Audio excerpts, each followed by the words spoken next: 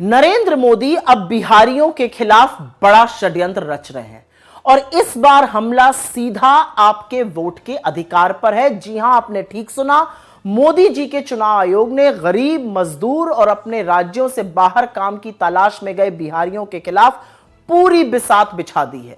कागज दिखाने की जो नई जुगत है, असल में वोटर लिस्ट से लोगों को बाहर करने की कवायद है। पहले समझ लीजिए, वोटर लिस्ट में 3 तरह के रिव्यू होते हैं: रूटीन रिव्यू, समरी रिव्यू और special intensive review. Routine review क्या होता है? ये 365 दिन साल में चलता है। एग्जिस्टिंग वोटर लिस्ट में फेरबदल की जाती है, एडिशन डिलीशन होता रहता है, ये पूरे वक्त चलता रहता है। फिर होता है समरी रिव्यू। ये वोटर लिस्ट को बेस बनाकर कुछ वक्त के लिए, स्पेसिफाइड पीरियड के लिए साल में एक बार होता है, अमूमन चुनावों से पहले होता है। और फिर आता है स्पेशल इंटेंसिव रिव्यू, जो कि मौजूदा वोटर लिस्ट को हटाकर नई वोटर लिस्ट को नए सिरे से बनाने की कार्रवाई होती है। बिहार में 22 साल बाद चुनाव से सिर्फ 2 महीने पहले स्पेशल इंटेंसिव रिव्यू किया जा रहा है। पिछली बार जब यह 2003 में हुआ था, तब इसमें 2 साल लगे थे। अब दावा किया जा रहा है कि यह 1 महीने में ही हो जाएगा। अब यह कैसे संभव है, इसका जवाब चुनाव आयोग या मोदी जी दे सकते हैं। तो स्पेशल इंटेंसिव रिव्यू में होगा क्या, यह भी समझना जरूरी है। अगर आपका 2003 की वोटर लिस्ट में नाम था तो वो नई लिस्ट में स्थापित हो जाएगा, इसमें कोई इशू नहीं है। लेकिन अगर 1987 से पहले आपका जन्म हुआ था तो आपको अपने जन्म और जन्म स्थान का सर्टिफिकेट लगाना होगा। लेकिन अगर आपका जन्म 87 से 2004 के बीच में हुआ तो आपको अपने माता या पिता में से एक का जन्म और जन्म स्थान का प्रमाण पत्र लगाना होगा।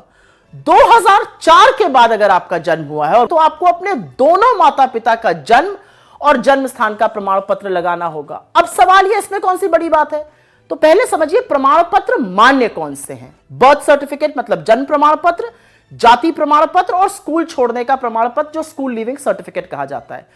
कौन से प्रमाण पत्र आपके मां बाप के लिए मान्य नहीं है? आधार और वोटर आईडी कार्ड। अब इसी से बहुत सारे ज्वलंत सवाल खड़े होते हैं। 3 महीने पहले ही बिहार में समरी रिव्यू हुआ था, तो उस समय स्पेशल इंटेंसिव रिव्यू की बात क्यों नहीं की गई? दूसरा सवाल, नए चुनाव आयोग ने बोला था अभी 1 महीने पहले कि उन्होंने 4000 कंसल्टेशन किए, तो उनमें से एक में भी स्पेशल इंटेंसिव रिव्यू पर चर्चा क्यों नहीं की गई? तीसरा बड़ा सवाल, इतना बड़ा कदम उठाने से पहले चुनाव आयोग ने राजनीतिक दलों से विचार विमर्श क्यों नहीं किया? ये सबसे बड़े स्टेक होल्डर्स होते हैं, ये चर्चा क्यों नहीं की गई? चौथा सवाल, ये जो स्पेशल इंटेंसिव रिव्यू है, ये किसकी मांग पर किया जा रहा है? कहां से डिमांड आई है ये होने की? पांचवा सवाल, 22 साल बाद एकाएक निर्णय क्यों लिया गया और शुरुआत बिहार से क्यों की जा रही है, जहां पर कुछ ही महीनों में चुनाव होने हैं? और छठा जबरदस्त सवाल यह है कि अगर यह करना ही था तो मॉनसून के दौरान यह करने की क्या जरूरत थी, जबकि बिहार के 73% जो एरिया है वो बाढ़ग्रस्त है। और अंत में जो सवाल है, प्रमाण पत्र ही चाहिए मां बाप का, तो आधार और वोटर आईडी कार्ड मान्य कैसे नहीं होगा? कितने लोगों के पास अपने मां बाप के बर्थ सर्टिफिकेट होंगे? बिहार में 8 करोड़ वोटर हैं। इसका सीधा जो प्रभाव है वो 4 करोड़ 76 लाख पे पड़ेगा, जिनका 1987 के बाद जन्म हुआ है। इसका सबसे ज्यादा खामियाजा गरीब, मजदूर और प्रवासी झेलेंगे। मतलब एक प्रधानमंत्री जो अपनी डिग्री ना दिखाने के लिए कानून बनाता है, वो पूरे देश के कागज देखने पर आमादा है। वो क्यों बार बार ऐसे स्वांग रचते हैं जिससे गरीब मजदूर का सबसे बड़ा हथियार, उसका वोट ही छीन लिया जाए? और जो बात बहुत सारे लोग कह रहे हैं कि ये एनआरसी का नवीनीकरण करके, नाम बदलकर जो काम चुनाव आयोग के द्वारा कराया जा रहा है, ये किस हद तक सही है, इसका जवाब सिर्फ और सिर्फ मोदी सरकार दे सकती है।